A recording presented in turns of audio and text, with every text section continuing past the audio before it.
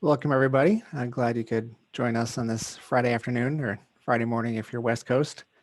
We're going to be talking about multi-tiered payments, distributed ledger technology, and it's some pretty exciting stuff. And I'm really glad you could come. I just wanted to bring everybody back to the history of this project before turning it over to our colleagues.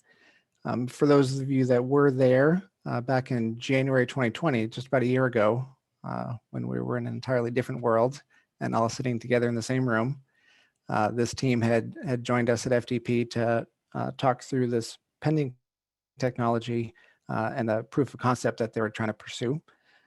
From there, we've had a few working sessions, some post-award volunteers from the university community, and the team has also been working a lot with their federal colleagues across the agency spectrum to bring this through to the place that it's at today. And then for today's perspective in the FTP model, we're now looking at this as a working group that's being coordinated under the Finance Audit and Costing Committee. That's the one that's led by Jim Luther and Michelle Bowles. And we're looking to move into, again, in the new framework, what's called an exploratory initiative demonstration.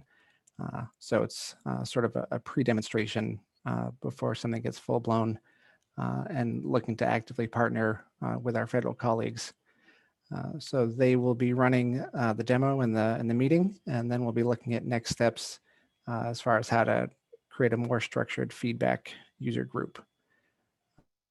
So with that, I'd like to turn it over to Justin with NSF.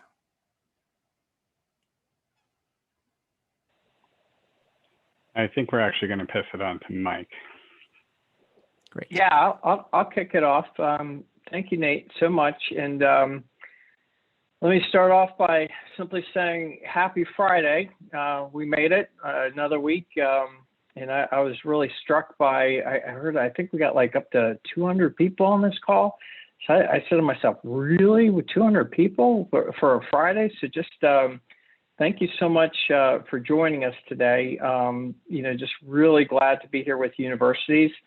I'm just really a big fan of universities for a lot of reasons. Number one, you can just think, growing up, what a big part of university life has been. So like our upbringing, that good feeling you have on, fall going to campus and, picking up studies and just, working on improving yourself. And then, just thoughts with the university community as, we're all have been through a, difficult process over the years and especially, more recently. So, thoughts with you and hope everyone's doing, well and safe.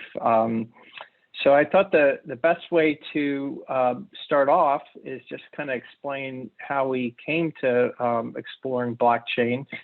A couple of years ago at NSF, we wanted to try to get out of the Beltway a little bit into the community a little bit. I was out at a kind of a customer service visit to the University of San Diego a couple of years ago.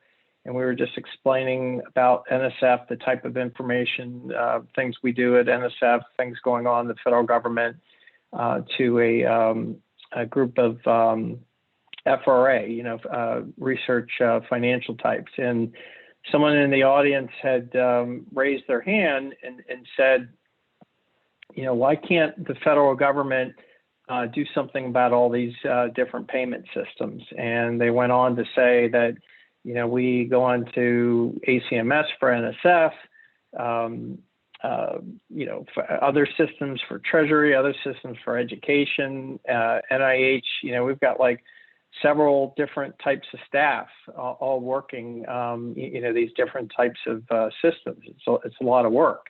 And then I had reached out to Treasury just to talk to them. You're going to meet a lot of folks from Treasury today. The folks with us from Treasury with the Financial Innovation and Transformation Office. They're kind of like innovation think tank, for lack of a better word, to kind of help federal agencies explore new technologies. So I simply went up to FIT and said, would blockchain be something that would help with what we've heard from universities with, all this burden and different systems that they talked about. And then another first step after that, Nate, we worked with you too, right, on the burden survey, and that was something that was sponsored by OMB to take a look at all the different payment systems and the workload that's associated with it. So we did some survey type work to kind of understand the burden a little bit. And then more recently, and we're going to talk through this with you today, we built a thing called a clickable prototype. It's basically a blockchain that's in a sandbox. It's not hooked up to any kind of system. Hopefully we'll be able to give you the screen name and password so you can go into it and get the look and feel of what a blockchain is and how it may work. And this clickable prototype was modeled and based on some of our existing processes at NSF with our ACMS payment system. So our hope today is just to simply share this tool with you, help you understand what a blockchain is, learn with us as we're just exploring this. And we're going to go through it step by step with you. And then we'll go through at the end. We got a couple of next steps we're thinking about and wanted to run those by you for your thoughts. But I think we've got, the chat feature. I mean, hopefully this isn't just a big deck we're going to go through. Please speak up, ask questions. You got the chat, raise your hand. We really hope to interact and engage with you and hear, questions, concerns, things you like. We'll take those too. But just thank you so much for attending today, and just really glad and honored to be with you. And we think this is a tool that may help with some of the workload associated with grant payments and reporting. So with that, Justin, were you going to go to the next slide? We introduce some other colleagues that are going to go through this in more detail. So we got Craig Fisher and Tammy from FIT, and then Justin and I. Just a little bit about Justin from Arizona State University. So we kind of poached Justin from the universities to kind of help us in DC area understand university operations a little bit better. But with that, I will turn things over to my colleagues to go through the rest of the deck. Thank you so much.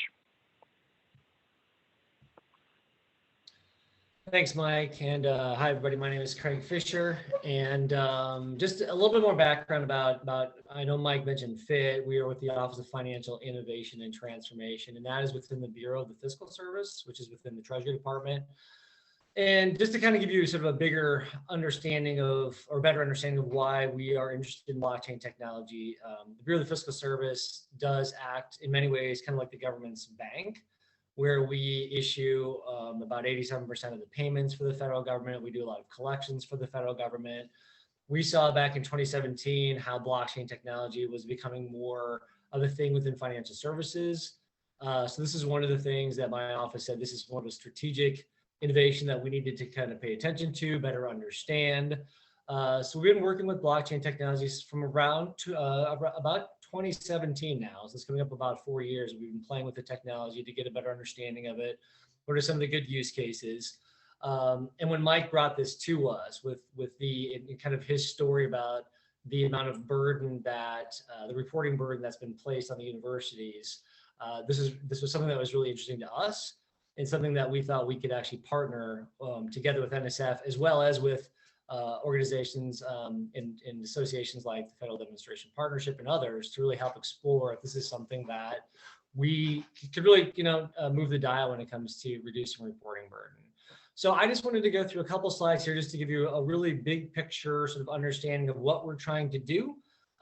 You will all probably know this better than me because you deal with this on a day-to-day, in a day-to-day sort of manner.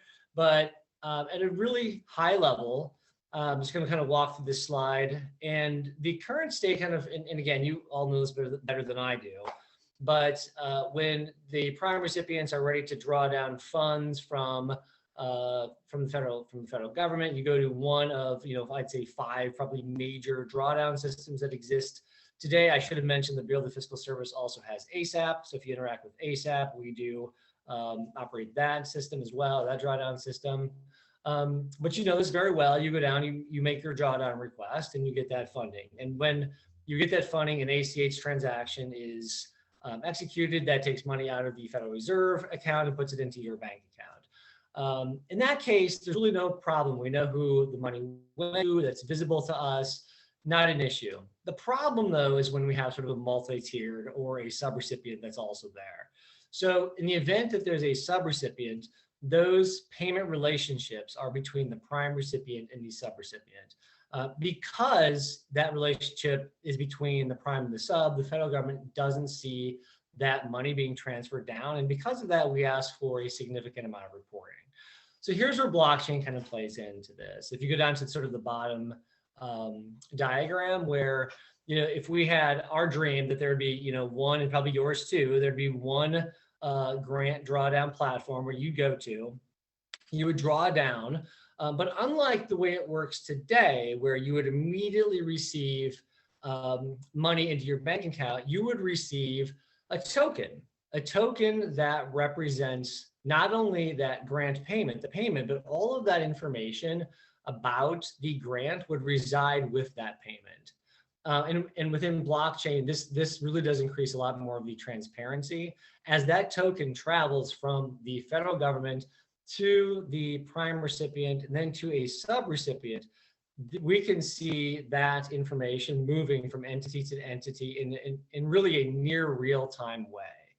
And we're going to talk a little bit more about tokenization in a little bit, right before we get to the demo, just to really try to explain what it is.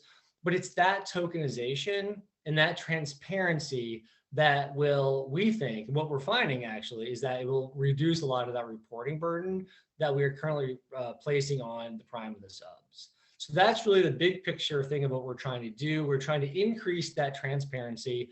The value of that increased transparency is hopefully less reporting, but we do need to pressure test this a little bit more, which is why we are here today to brief all of you on this. So Justin, if you just want to go to the next slide. So we are, this is our second proof of concept, and the way that we do it from our innovation shop is that we do, I'd say, about 4 to 6 months little sprints where we sort of say, here's a piece of body of work that we want to explore with respect to blockchain. And if it makes sense, we'll kind of cut out another 6-month body of work to do. So we're in our sort of second phase, our second proof of concept with this. But what we are learning and what we are finding with the first proof of concept and actually being validated through this proof of concept is, I'd say, kind of resides within 4 big buckets. One is that we are finding that the blockchain does increase data transparency, that payment transparency with respect to this use case. All that information, the way the blockchain works, I'm not going to get into technology at this point, but you're all using the same ledger. If you're all using the same ledger to transfer these tokens and these things of value between entities, it's all consistent data. It's being validated in real time. A big benefit there. The value of that, kind of moving to the piggy bank one here, the value of that is that increased transparency is reduced burden on reporting. So this, again, this frees up folks to do other mission-related things outside of just doing the reporting that comes with receiving some of these grants and these grants funding. Another thing that we can do within blockchain is something that's called smart contracts. And smart contracts really is just sort of like logic that you can actually embed within either the blockchain or the token. This has a real huge benefit for internal controls. So if you want to, just to give an easy example, if you can't spend over a certain amount of money or there's a certain time parameters with using grant funding, you can actually program that within the token on the blockchain and it'll just self-execute. There's really no manual effort going into there. You can sort of program the blockchain to do this for you. So we're finding that the blockchain can actually enhance a lot of internal controls when it comes to grant compliance. And all of this kind of bundles up to just really improve customer experience. We do think with this application, and this is where we need to pressure test this more, but what we're finding is that it just improves the overall experience when you are dealing with drawdowns and with things related to sort of grant management. So this is what we are finding. Again, we are not in a position, I should have said this, earlier on, we are not really in a possession or in a position where we think we are going to be moving to a sort of blockchain-based production system tomorrow, but we do think that there's some promise here. And we do think we need to have a lot more eyes on from folks like yourself to help us pressure test this idea. So that's what we're doing here today. So unless there's any questions, and I know Andrea, you're sort of monitoring the chat. I'm not sure there's anything there now. And if not, we can pass to Tammy, but any questions thus far? Not in the chat. Okay. All right, I think Tammy's taking over next. Thank you, Craig. So next slide, please. So as Craig mentioned, we've already gone through the first proof of concept phase, and we are currently finishing up the second proof of concept phase. And so I wanted to talk a little bit about what our objectives were in this current phase and what our approach was. And we're so happy that you're here today to help us really pressure test, what we've done in this phase and get that feedback to know whether we are on the right track and what other things we need to think about. So in this phase, we have 4 objectives. We wanted to identify any legal, policy, or regulatory barriers to tokenizing the federal grant payments. And we'll talk a little bit more about tokenization here shortly. We also were expanding our stakeholder ecosystem so that we could get feedback from a variety of different perspectives. We also had our proof of concept from the first phase, and we were listening very carefully in that phase and throughout this phase to hear what are some of the things that would make it more valuable to the user community, and that's both the government and the grantees. So we actually made functional and technical enhancements to the proof of concept, the prototype that we're going to demo. And then we were assessing what metrics this solution, how it would improve our current state. So how could we assess that? And our approach was really multifold. So we knew it was important to engage with a lot of different stakeholders with different perspectives. So over the course of this work, we engaged about 100 people through 8 demos, 2 workshops, and then some SME working sessions. There were about 15 agencies that were involved. Those were both federal and universities, as well as some of our Treasury counterparts in payment management and our IT area as well. And we were researching laws and regulations and policies. There's a lot of things for payments, and there were also a lot of movement in the blockchain world as well related to policies and so forth. And the prototype, we developed the prototype, and we also wanted to develop a clickable prototype so that people could experience it and think about, how does this feel? Are we missing something, and so forth? And we could do that through demos, but you can only reach so many people through demos. So we developed this clickable prototype that people can log on and do it at their leisure. They can also share it with others, to see, does this work? What else should we be thinking about? And I do want to encourage you to look at the clickable prototype, after this demo too, because you might think of things later, but feel free to share it with others. We want as much feedback as we can because we want to make sure that we really understand, what your pain points are and how we might work those into the blockchain. And then this product that we developed, the prototype, we actually moved it into our innovation sandbox. So it's not connected to anything from a production perspective, but we took the clickable prototype and we moved it into our sandbox. And that's where we're going to be able to experiment with it for connections to other systems. We'll be able to, make enhancements and so forth, and it'll be on the government site so that we can do those kinds of things. And that was a big move for the Bureau because it was the first innovation that was in the sandbox where it's not touching production and we have a little bit more leeway to actually test it. Next slide, please. So as I mentioned, we've been listening very carefully to, all the stakeholders that have been providing feedback to us, both in the first phase and the second phase. And we had a comprehensive list of things that people told us that we needed to think about, things that would be pain points with the way that the first proof of concept was constructed. And so this page shows 8 items that were priorities based on workshops that we held once we had identified all of the items. And we were able to work on 6 of these 8 items. We didn't get 2 of them completely taken care of, but we tried to be thoughtful in thinking about the user stories that we were talking about, and were there some that the functionality could be used, for multiple things.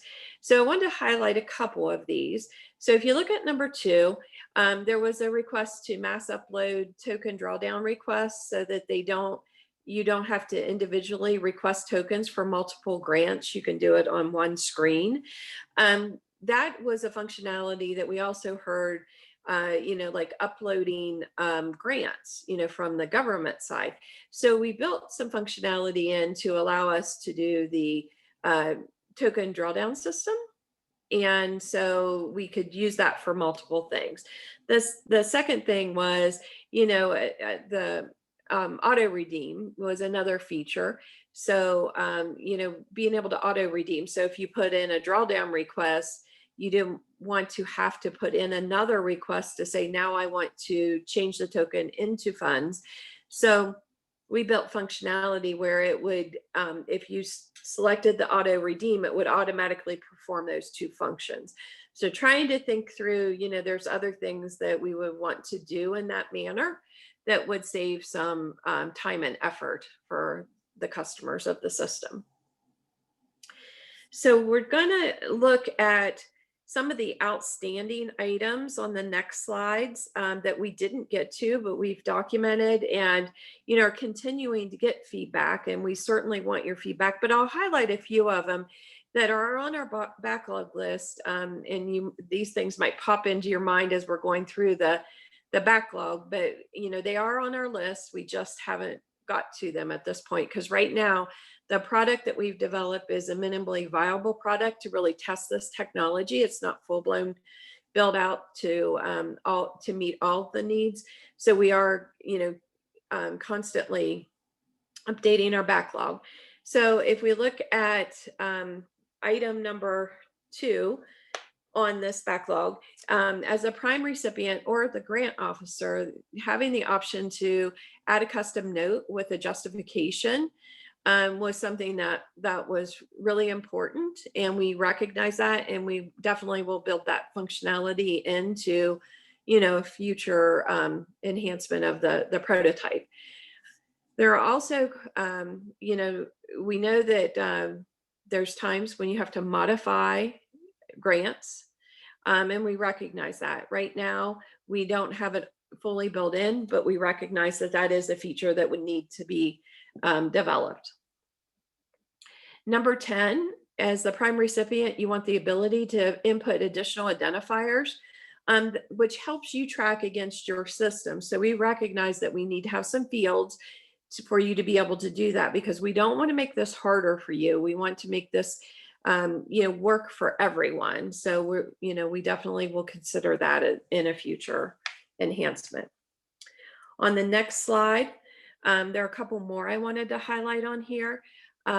Number 14, as a grantee, you want to view all your drawdown requests in one place so you can keep track of them and kind of where they're at.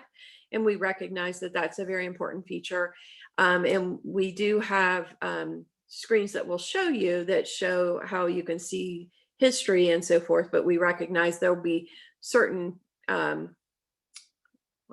certain variations of that, where like this would be drawdown requests, and there might be others that you would need as well. And then also we recognize for subgrants that you need to have the ability to have different dates other than the dates that are in your prime grant. And we recognize that we would have to have some additional date fields in here as well. And then there are another slide of another 10 backlog items as well. And we put these in here so that you were aware of some of the things that have already been identified.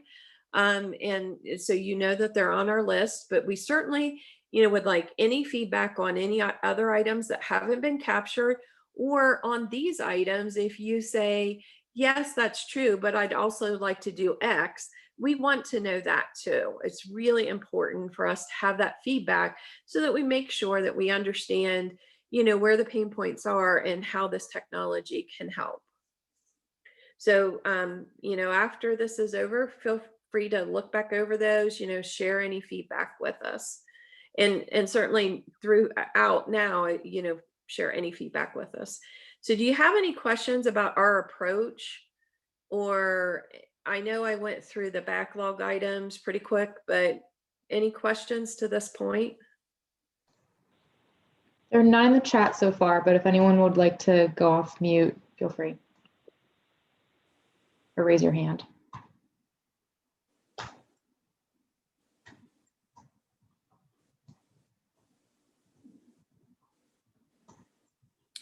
Okay, we'll move on to the demo. So next slide, please. So I mentioned earlier about tokenizing a grant letter. And what we're doing on the blockchain is we are actually taking the information from the grant letter and the funding that's available, and we're actually tokenizing that. So we're taking grant information and key dates and awardee information, as well as amounts, particularly if they're segmented to different types of costs, and we're putting that on a token. And that token is digitized and it's stored on the blockchain, and then we're able to transfer those between the participants, whether that's between the prime and the sub, or the subs requesting those into his wallet and then ultimately into payment. It's a way that we can track the whole financial history of what happens to that grant, and then that in turn will make the financial reporting more efficient and easier to do, and should considerably reduce the burden. But we're able to take that information and take some financial information and some of the program information and match it up. And we believe by doing this and having the transparency of all the transactions that occur, that is really going to reduce the burden and improve internal controls and the other things that Craig's talked about. Next slide, please. So we are going to do a demo, but we wanted to just quickly walk through the flow of the demo. And you'll see this flow here on the right-hand side of the demo so that you can always see where kind of what step you're in. And you'll see on the screen some blue stars, which are the enhancements that we made during this segment of work based on the feedback that we've heard. And we've actually highlighted with blue underline the specific task within this step. So in the first one, the agency is going to create the tokens on the blockchain. So that's the tokenization that I just talked about. And we, in addition to the information that's on the letter of credit, we also added some accounting codes because those are important if we connect to the financial system. And we heard also that they were important for other reasons for the agency. So we added those. In the second step, the agency user and grantees can create drawdown requests or rules and controls. And then also the ability to do the auto redeem that we already talked about. And this allows for controls within the system to make sure that we don't overspend, we don't overspend in a particular category, which would cause us problems on the back end when things are audited or when things are finalized. So by putting those rules in place, we're able to have some controls there. There's also controls if it's over X number of dollars, then there's an additional approval. So we're actually automating those, which will make it more efficient. The third step is for the grantees to request drawdown of the tokens with the option to do the mass uploads that we talked about. And that's where they're requesting to draw down tokens to be in their wallet. It's not actually putting payment in yet, but that is transferring those tokens. And then we have the grantees request to redeem the tokens to initiate a payment from the agency. And so, you know, I mentioned the option to auto redeem. So if we did the option to auto redeem, it would be a combination of these two tasks that I just talked about. The next step is the agency user, which is like the grant officer. They have the ability to approve or reject drawdown requests and redemption requests based on those internal controls that I've already talked about. And then the next step would be for the prime grantees to be able to create a sub-grant, you know, and put controls on it and approve or reject token drawdown requests. And then ultimately, then we get to generating reports and reviews and, you know, those types of activities that are more at that the end of the life cycle. You know, your closeout, and if tokens or money has to be returned, those kinds of features. So that's just an overview of the flow of the prototype. And we've, you know, are focusing on the financial perspective. Tammy, we do have two questions that came in through the chat. The first question is, could you build in some sort of closeout check for when a closeout date is entered as other than 90 or 120 days after the end date? It could be overridden with a comment such as funding has reached federal time limit. So Tammy or Justin, I don't know if you want to speak to the item that's in our backlog around that. I can take that if you would like. Sure. So I just want to kind of clarify the question. Are you referring to once the award reaches its 120-day closeout, will we still have functionality to allow adjustments to occur to the previously reported amounts up until the federal time limit has been reached, such as when the appropriation is no longer available? Is that what you're getting at, Heather?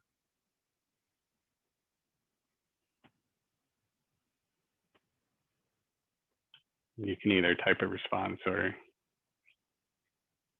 you can raise your hand and we can unmute you.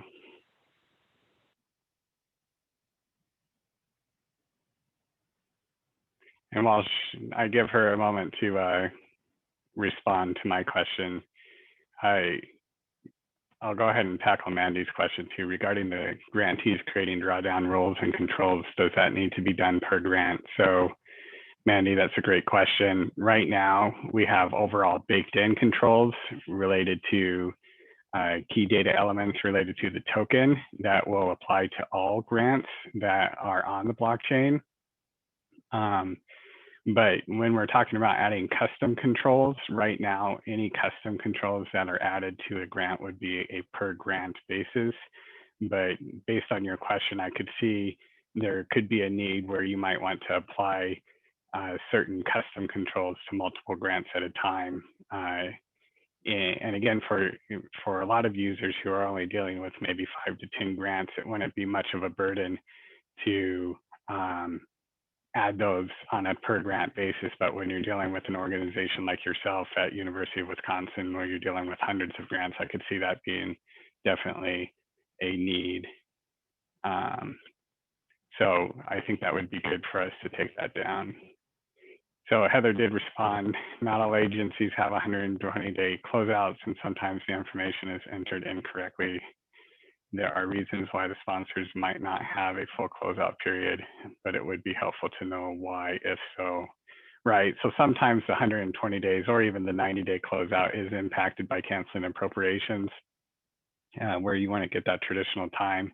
And one of the things we have built in is and we have discussed, is having that more transparent and available on the blockchain, these additional dates that impact your ability to record expenditures and record drawdowns. And you'll see as we get into the demo, we are capturing some of those additional dates, and I'll be sure to point that out because we think it's important that if there are dates that impact your ability to utilize the funds, it's important for that to be fully transparent and for you to see that up front rather than it being hidden behind like a black box type of a thing. Hopefully that answers your question.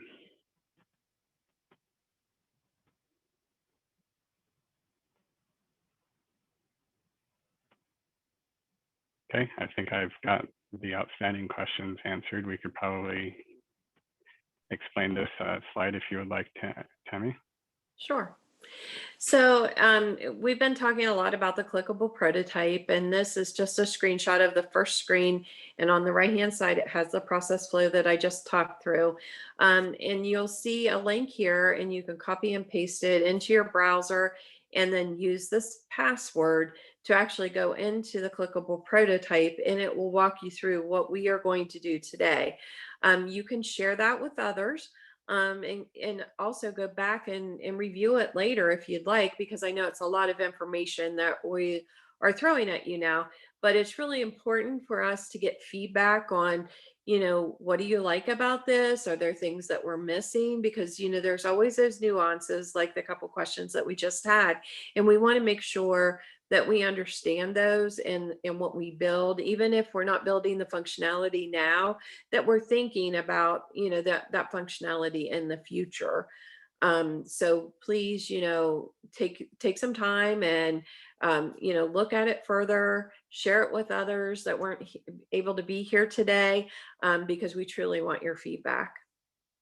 So with that, we'll go ahead and get started in our demo, and Justin and I will be going back and forth. So I will be doing the government portion and he's going to do the grant portion. And as we go through, please, use the chat feature to ask questions or, make comments that you want us to consider, or, raise your hand and we'll unmute you so you can ask your questions, but please, feel free. So to kick things off, what we're going to do is tokenize a grant award letter. So on the screen, you'll see a little bubble, and you'll see those throughout the function, and it basically will point to where you need to click on the screen to move to the next thing. But it will also explain to you what's about to happen. So in this case, I'm the grant officer and I'm logging in so I can create a digital representation of a grant. And when we log in, we always have our own credentials so we know exactly who did it. And so we've clicked in, and now we're going to create a grant. And you'll see on the right-hand side that we are at step number 1. And so you'll be able to follow the flow clear throughout this demo.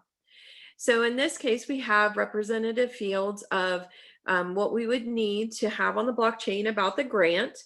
And we're going to simulate the input into this. Now, we have heard and understand that we need to have a mass upload feature, but in this case, we're simulating like a single input. So you'll hit create, and it's going to actually create that digital version of the grant.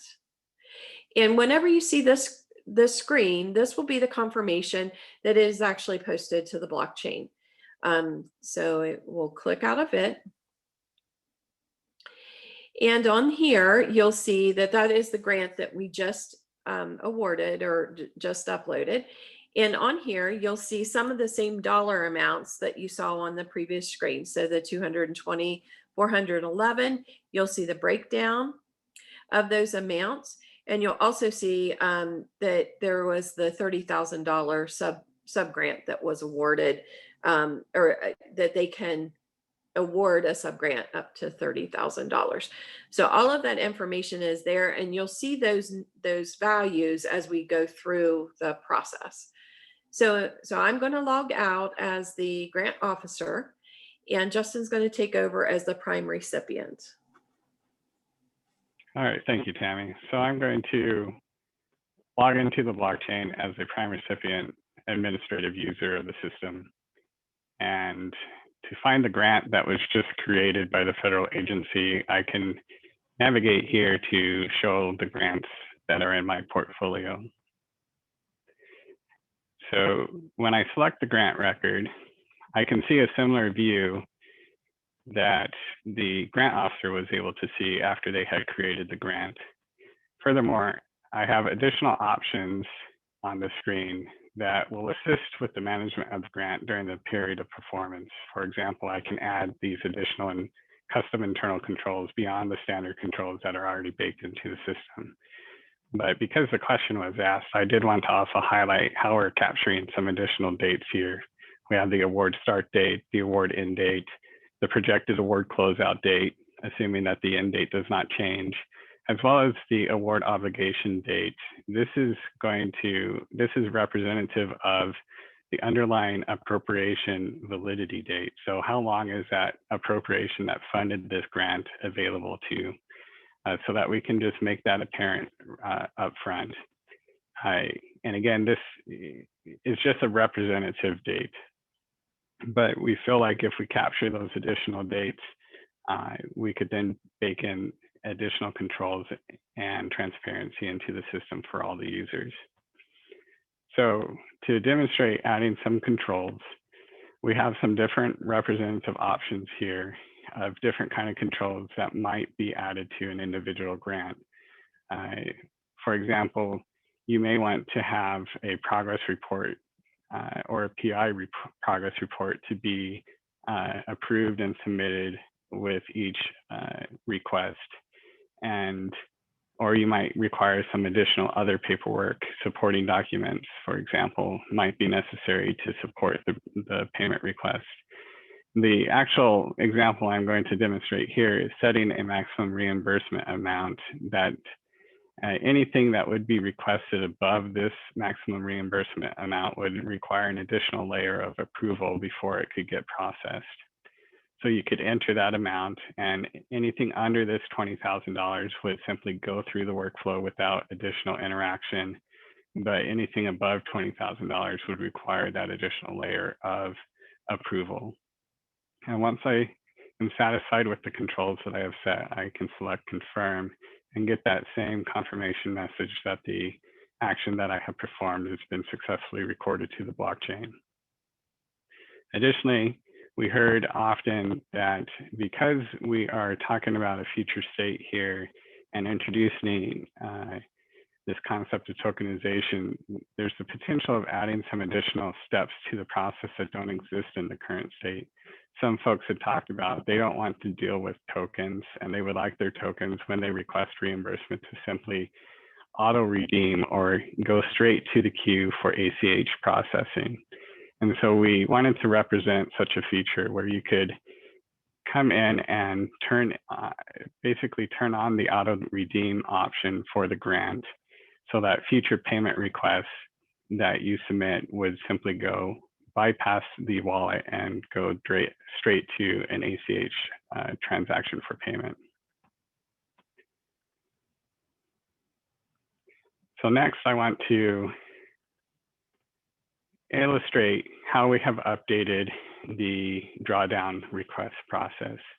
If you had seen our first MVP, we only had the functionality to submit one drawdown request per grant at a time. We didn't have the option to do it for multiple grants. Now, because this is a minimal viable product, we kind of had a dilemma to decide what kind of functionality did we want to represent here. And we decided to target institutions that have between 1 and 10 grants. And so what you'll see is you're presented a list of grants here where you can select individual grants, or you could simply select all. And then you're presented a manual input screen where you could input your payment request.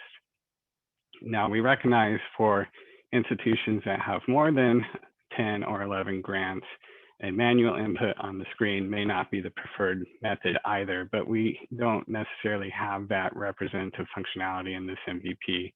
We are indicating that we have heard you, and we do anticipate, if we do take this to pilot, having some kind of file upload option, or maybe a direct interface option where you could interface your information directly with the blockchain to fill out a significantly larger payment request.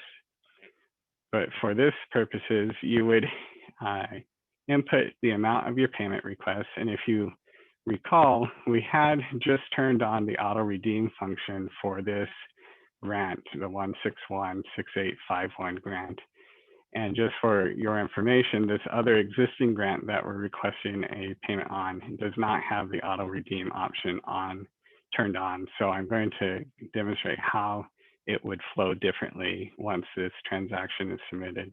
And you'll see that you're getting live updated information on screen of the available balance that remains per budget bucket.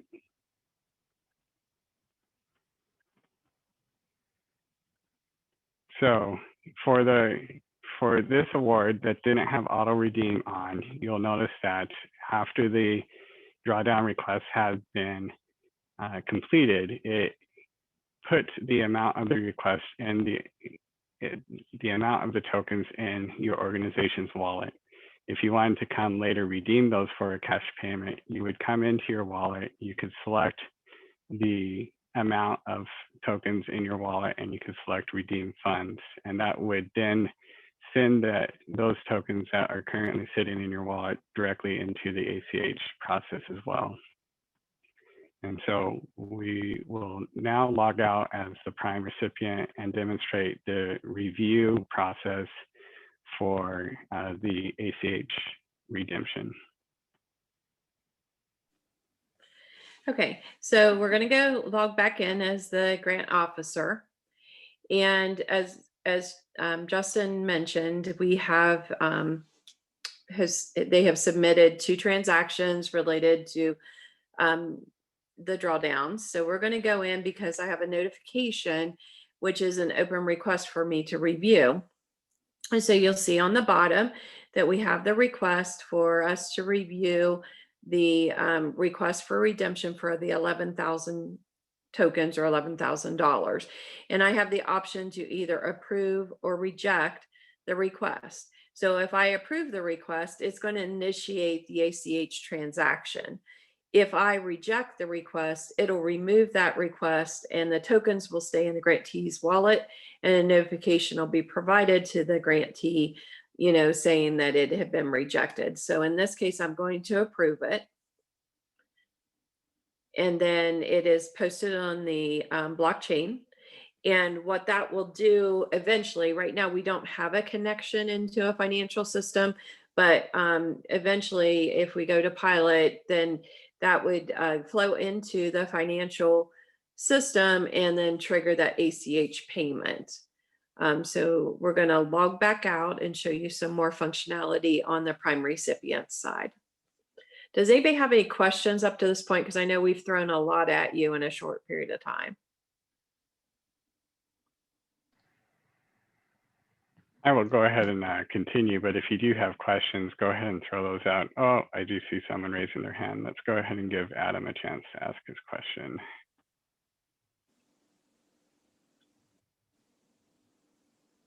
Hi there, can you hear me? Yes, we can. Thanks, I appreciate it. I recognize that it's early days and that maybe there aren't sort of predefined expectations yet for the detail in which funds would be requested. But if there is such an expectation, is the expectation that grantees would be requesting reimbursement not on sort of a consolidated basis, but at a sort of budget line level, as the previous slide showed, where we were indicating total salaries, travel, etc. Thanks. Yeah, that's a great question, Adam, and sorry we hadn't addressed that up to this point. So as Adam has indicated, and as most of you probably know, the current state is we require information to be summarized per grant. So you're not indicating a budget breakout at the time a payment request is submitted to us. One of the objectives we've been exploring with this project is, could we gain a better granularity of detail with the drawdown request than we currently get in the current state? And what is that appropriate level of detail? And what would it take to collect that information? Keeping in mind, we don't want to, one of the objectives of this project, as Craig and Mike has described, is we want to reduce the overall reporting burden of our institutions.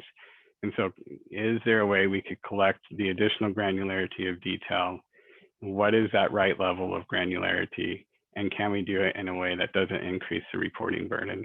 And so that's why you're seeing this represented in this prototype, is that we're collecting information at a budget line item granularity, but no final decisions have been made what the appropriate level will be in the future. Does that answer your question, Adam? If he's muted, we may have to allow you to unmute again. Yes, thank you. I appreciate the answer. Okay, great. And it looks like we have another question from Angie. I will go ahead and allow you to unmute. Hello. I'm just gonna, I guess, similar to what Adam asked, or I'm gonna actually expand on it. Right now, most institutions, I would believe, again, that have more than 10 or 11, you have hundreds. The drawdown process, we'll upload based on expenditures that have posted. And that process is separate maybe from the more of the award management, which to me, this kind of seems more award management. So if the drawers have to start going to this detail to get paid, it's, again, at the universities, you have people who are responsible for drawing funds and managing that, and you have the grant management who oversee the awards, do the reporting. And again, I'm all for reducing reporting, but it'll really change, I think, the way we do things if we kind of have to start mixing this. And again, not knowing what your plans are, I would hope that there would be a way to do a bulk upload in order to draw funds from multiple awards. If there's a token for each of those awards, then you get into some may not pay it, or if the grant managers don't review those in the same time frame, then we're going to be trying to figure out where did we get paid and where didn't we. We thought we drew, a total of such and such, but now we have to find out it's short. And so which awards didn't get their money? And so again, I do believe that we have to somehow reduce the burden of reporting. But I will say, me sitting here watching this, it scares me a little, just because, again, as to how this goes forward. So I just wanted to throw that out there. Yeah, you bring up a lot of good points, Angie, and let me try to pick them out. And if I miss something, just let me know. So first, I would like to address the blended roles that you're talking about, where there appears to be functionality on this blockchain that is more than just the drawdown features. And you're absolutely right. And right now we're identifying, or we're grouping the user entirely into a single prime recipient user, but we would anticipate in a deployed future state system, there would be multiple types of users that would be using the system at the university. And so if there were award administrative actions that were required, such as the next one that I'm going to be demoing, where we are asking you to create that subaward and pass on those tokens from the prime recipient down to the subrecipient level, that is most likely going to be performed by some kind of award administrative user at the organization, not necessarily the same person who is responsible for reporting expenditures and conducting drawdowns, right? That's what you're getting at. And so we would anticipate that there would be these unique users, and we would also anticipate having the principal investigator onboarded onto the system so that when subrecipients are submitting their invoices and you require somebody with that on-the-ground knowledge of the work being performed, being involved in the workflow of making an approval decision on whether that subrecipient invoice is paid or not, that user would also have access to the system and that workflow and would be able to log in and make that approval decision and record that on the blockchain on behalf of the central administrative group. And so hopefully that kind of gives you some clarity on what we're anticipating having. There is more functionality on this blockchain being representative than just the prime or the drawdown users of the system in the current state, but we would anticipate having multiple users performing those actions as appropriate, because each institution operates a little bit differently. So the next part of your question, I believe you're talking about the mass upload. So we do anticipate, and we've recorded it in our backlog, that there needs to be a way to communicate the amount of your drawdown request in a manner that doesn't require manual input on a web interface.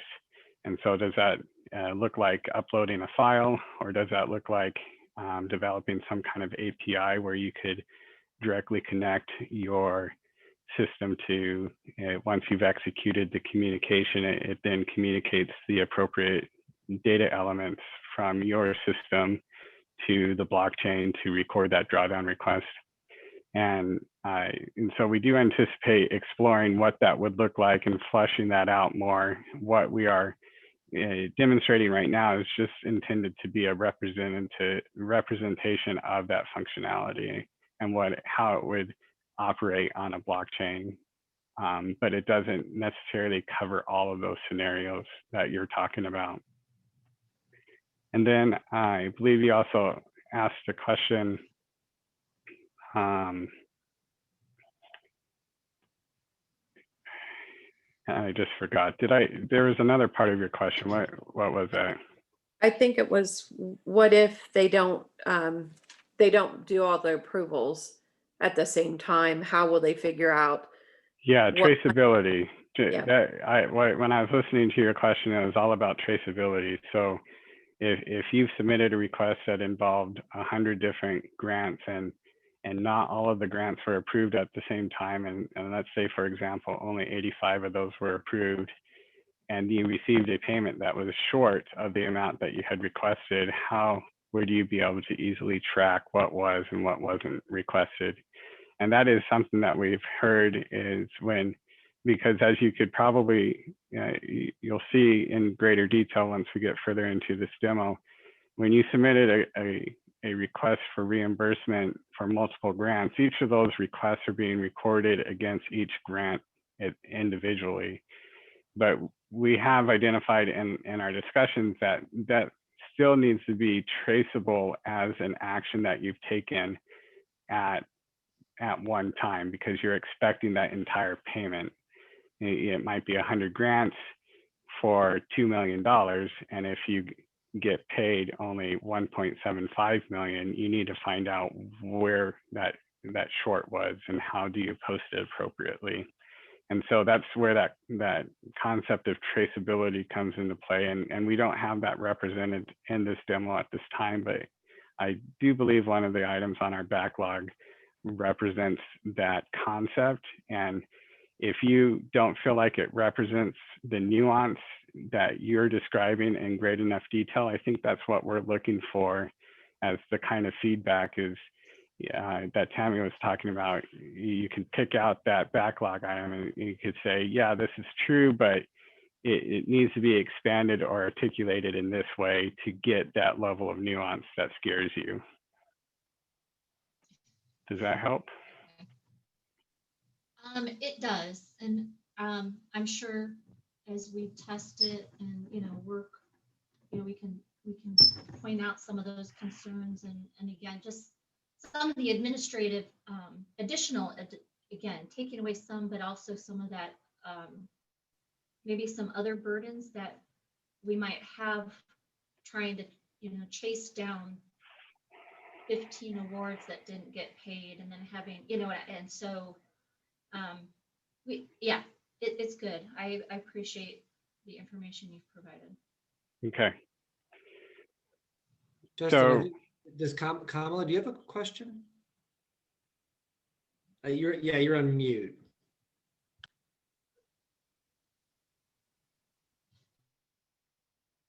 Yes, I just wanted you to walk us through the logistics of what happens when the subrecipient actually puts in an invoice that is supposed to be final. So is there a flag that you have in your system that flags it as a final invoice?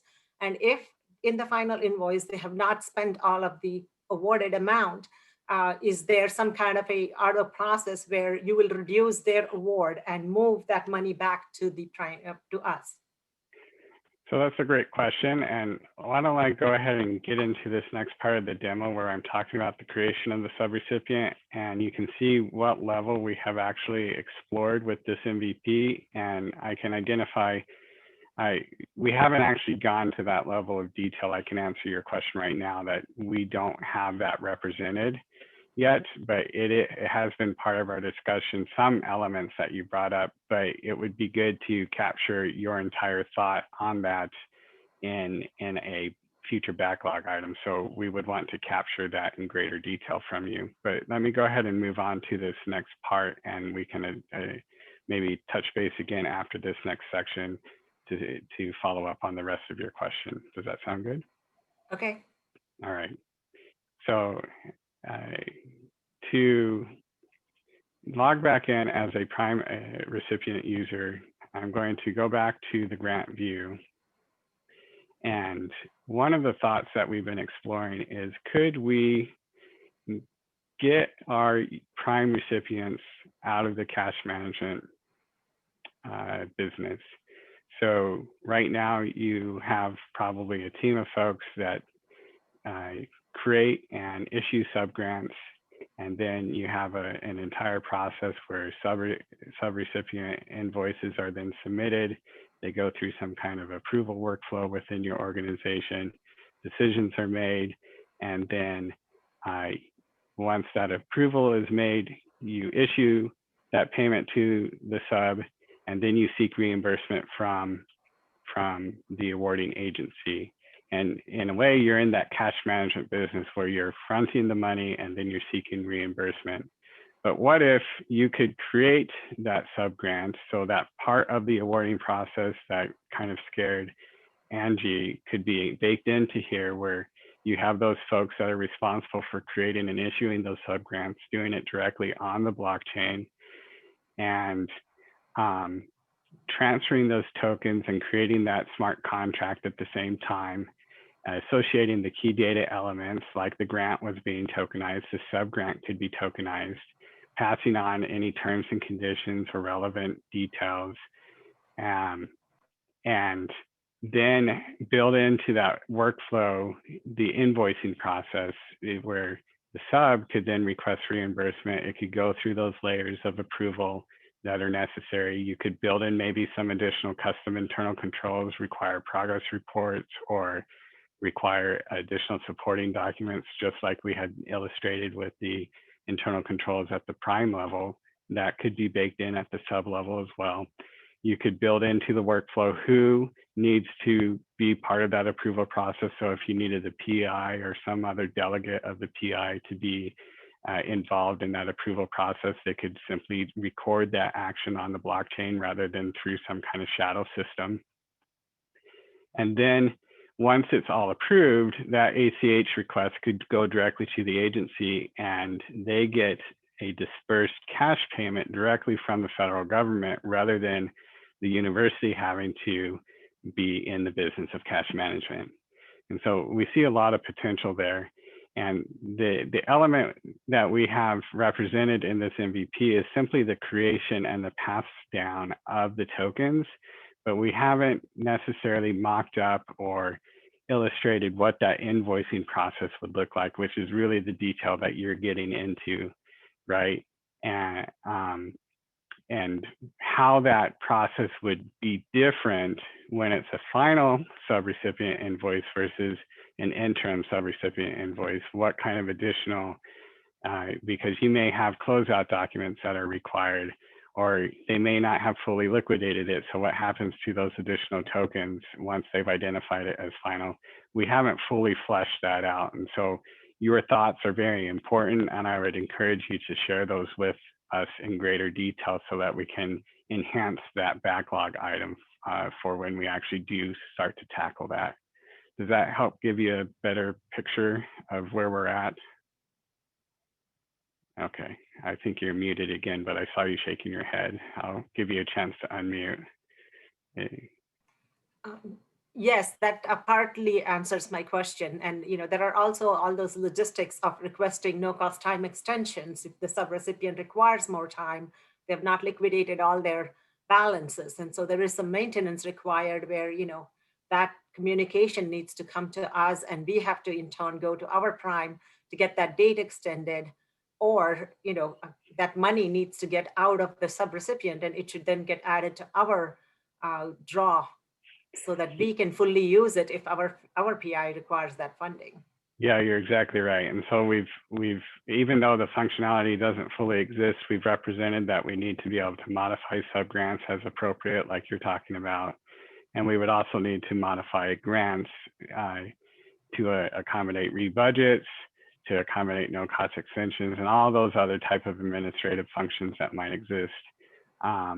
Especially if we're going to be capturing and potentially baking in internal controls at the budget line item level, like for example, NSF restricts spending for participant support category. And we view this as an opportunity to potentially budget to that level of granularity and bake in some controls that those funds couldn't be used for non-participant support expenditures, right?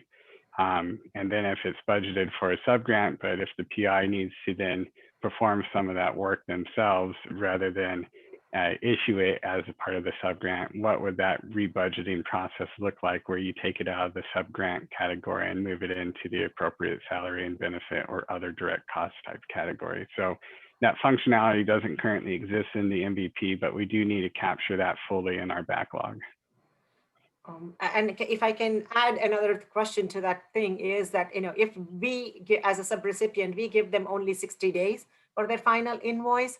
So is there some kind of a trigger that as soon as that 60th day is over, the rest of the money should get out of the subrecipient, because their time has passed. Even if they have invoices, they can't just have unlimited time.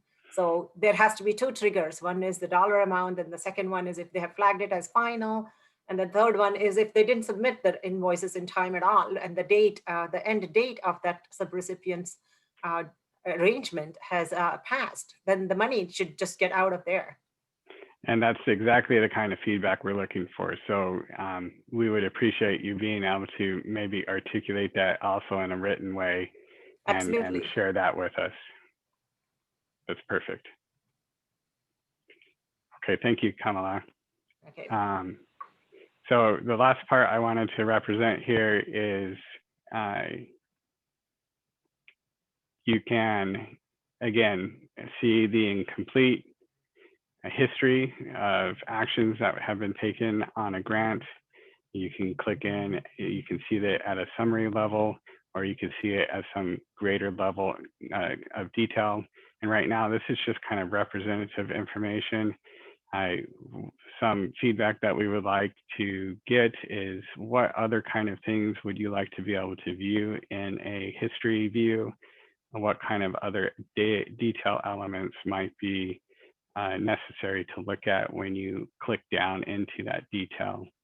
And just for purposes of this prototype, we wanted to give you an idea of what the different statuses mean. And then again, going back to the reducing reporting burden, if the federal financial report continues to be a required report for the funding agency, and the blockchain contains all of the necessary data elements needed to fill out that FFR, we thought, why not build in functionality to have the blockchain produce that FFR on your behalf? And so we wanted to represent that functionality where you could simply click to download the FFR, and you could save a version of that with all the data elements pre-populated out of the blockchain, and to make that process much easier. And so finally, I'm going to pass this back on to Tammy to go over a few final steps from the agency viewer perspective. Thanks, Justin. And we really appreciate the feedback that you're giving us.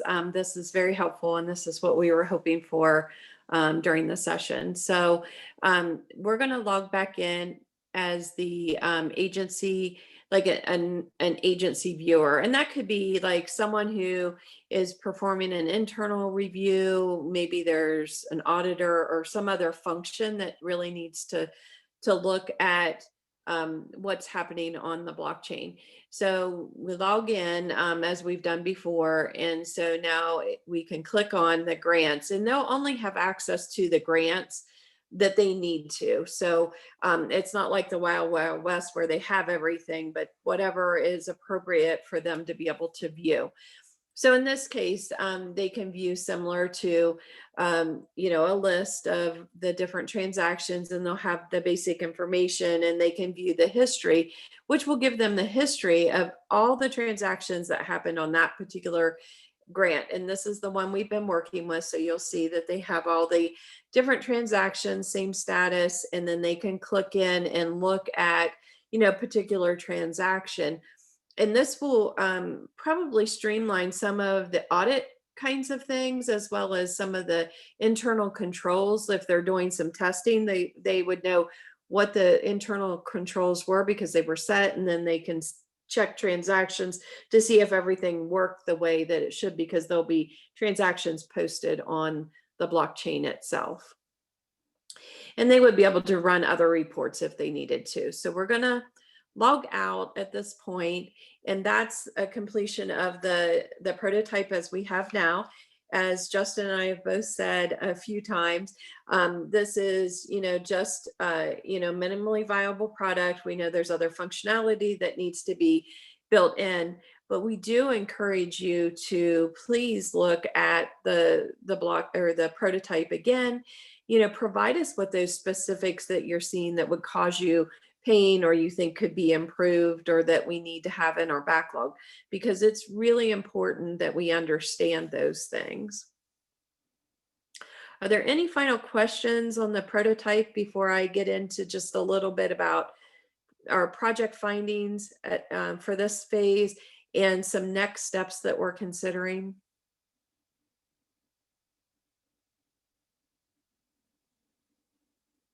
Okay, so next slide, please.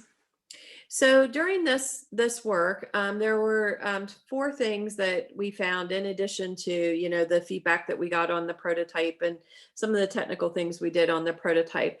The first was we found that the government doesn't have statutory disbursement authority to actually pay the subgrantee. So that would be something that we would have to work on in order for us to be able to pay the subgrantee directly. So that would be an area that we're going to have to research and work with others on. We also, the DLT compliance with federal IT standards. So there are protocols and standards that haven't been approved by NIST yet.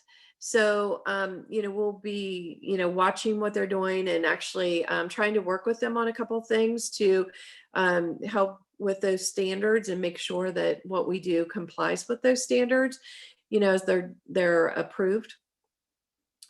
Then the next thing is we did talk about, you know, how we would make payments, and we had several things that we considered, but we considered the most efficient way, and the way that we think would work best is converting that token into a payment file that goes through the agency financial system, and then ultimately to Treasury to make the payment, similar to what happens now, so that we don't have to have a connection with the blockchain to Treasury, and then a connection back to the agency financial system, we would be able to reuse those connections that are already built. So we're going to, look at that further, but that's one of the findings we found, that seemed to be the most efficient way.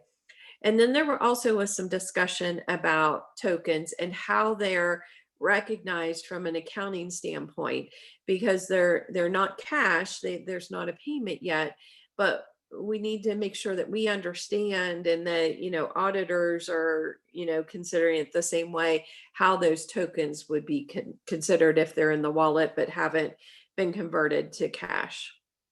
So those were 4 findings that we had. And then we looked at the immediate next steps. And so it boils down to 4 overarching things. We're looking at building that business case and the pilot plan. So how we would plan to pilot, what it would look like, what scenarios that we should test, what's the business case here, what's the return on investment, all of those kinds of things. Our second is really that technical understanding, collaborating with NIST to, evaluate a multi-agency ATO and what it means to host a node, and, the standards that I mentioned, and all that, the required infrastructure for a DLT solution. The third is to continue to build out the ecosystem so that we can engage with more people to understand where the pain points are, pressure test what we've built to this point, and really help us with any regulatory hurdles to move this forward.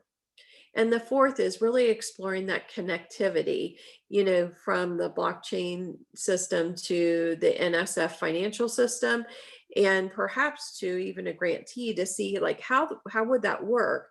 Does it provide everything that we need, and what are the pain points, or what are the things that we need to consider? Because there's multiple financial systems, for the government as well as for the prime grantees, and there are probably other systems that it might be beneficial to have connected to the blockchain as well.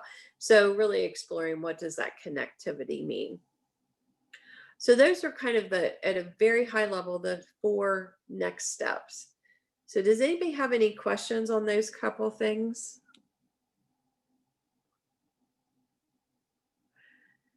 So again, I know I've said that several times, but we would appreciate any questions or feedback or ideas that you have concerning the proof of concept, the prototype.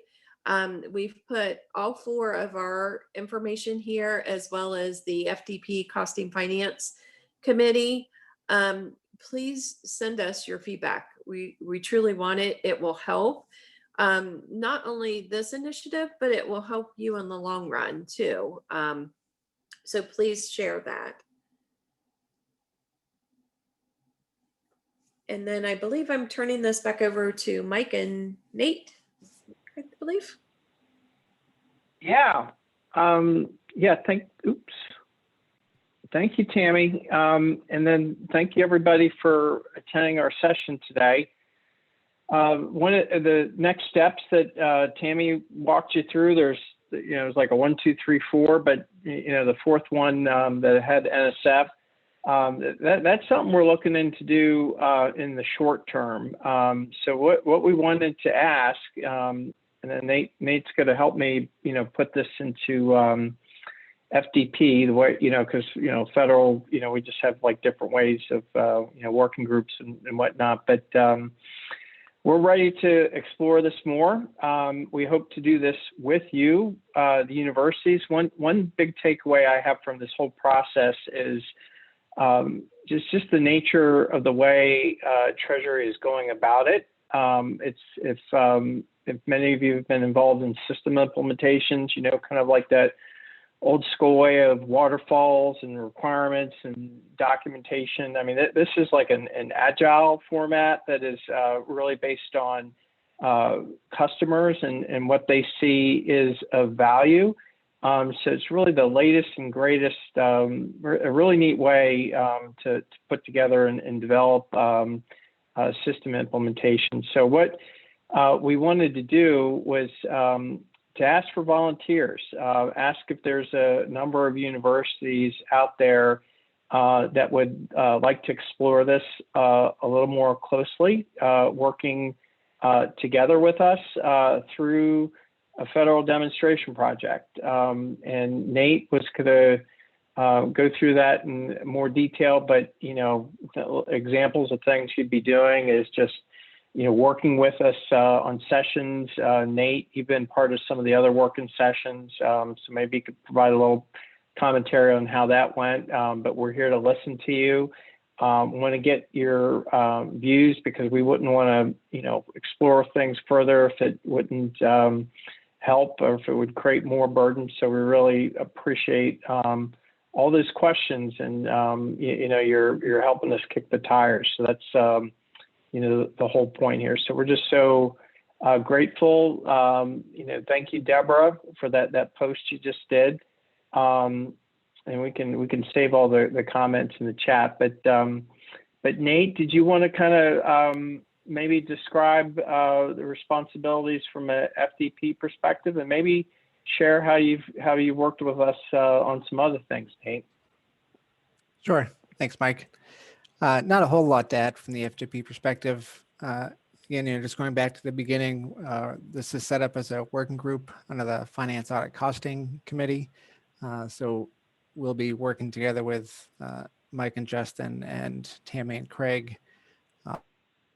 But to Mike's point, these working sessions have been a really great opportunity so far to be able to provide meaningful feedback, kind of real time in this development model where it's not just a product delivered at the end, but you guys are taking in input all along the way and then tweaking the system and getting it to this next state that we need to test. It's been valuable. I know sometimes working sessions can feel like you're making suggestions and not being heard, but that's not the case here. It's been really great. I think as Justin was demonstrating on the fly today, of getting really meaningful responses along the way. So if you are interested and have the capacity to invest the time and the potential to participate in a pilot even down the road, it would be great to get your involvement on this. You can reach out to any of the email addresses on that previous slide. I think, as Justin noted in the chat, the slides are going to go out to all attendees after this. And you can also reach out to any of us on the FDP side individually, and we'll all coordinate that with the team. Hey, Nate, real quick, I just want to make sure, I saw Deborah had a last question there. Deborah Goldberg. One thing, and I just want to make sure I acknowledge we have HHS QSMO with us. I think, Andrea, if you're still there, but basically on the federal government, what's a QSMO? You all are probably thinking about that, but it's HHS has really been recently been designated as a shared service provider for grant services in the government. So they're with us today. We made sure they were included today, so that we're working closely with them in Treasury. And then also NIH, we have, you know, there's more opportunities to connect with NIH on this specific project. But boy, and Nate, I'll just leave this to you and Lynette, but we've worked with NSF and NIH have worked on a separate blockchain application related to the grant applications, kind of like on the front end. So yeah, we're working really close with NIH, actually our leadership of our different agency heads. And that one's very close to being put into production.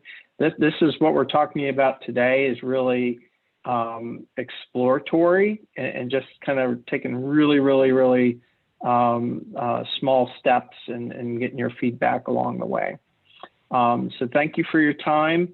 Thank you for your service. You know, all the things the universities do for our economy, our way of life, knowledge building and, just our future. You guys really have some awesome missions, and it's just an honor to be with you today to, help explore a new tool here. So thank you so much. You all have a great weekend.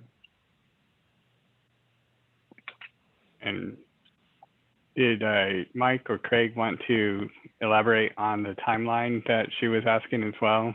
I think Craig had already kind of mentioned what our anticipated timeline is, or maybe Mike even did in the beginning, but we're not really there for implementation. What we're going to be looking to do in the next stages are going to be looking at how we could actually pilot this, maybe with 1 or 2 institutions, and explore those connections that are necessary to actually make this work and bring it closer to a deployable platform. But we're probably several years away from this being a fully deployed option.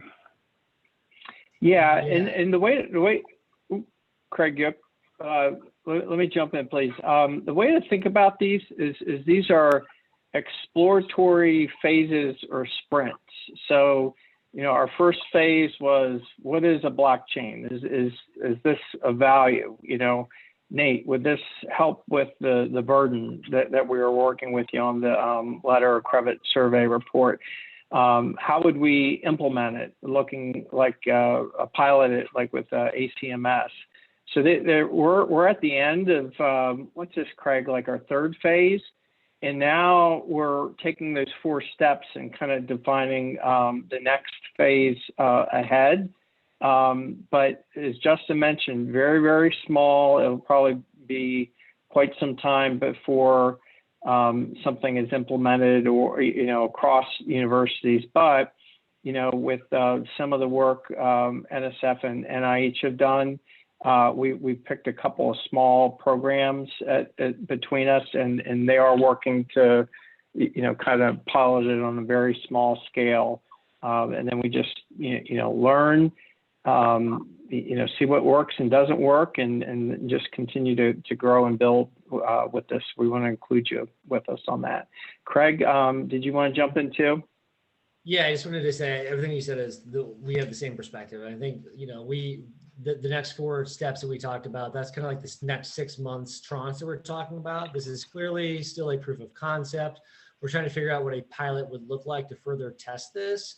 But I like to think this is like, bringing you all in is really going to help us shape this.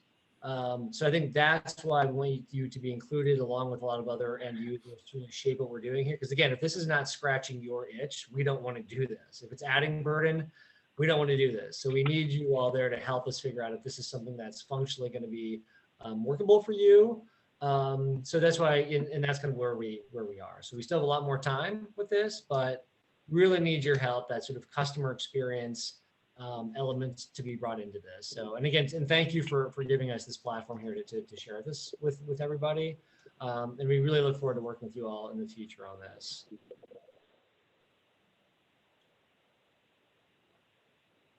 Okay, thank you so much. Everybody have a great weekend. Thank you, everyone. Thank you, colleagues. Appreciate your time.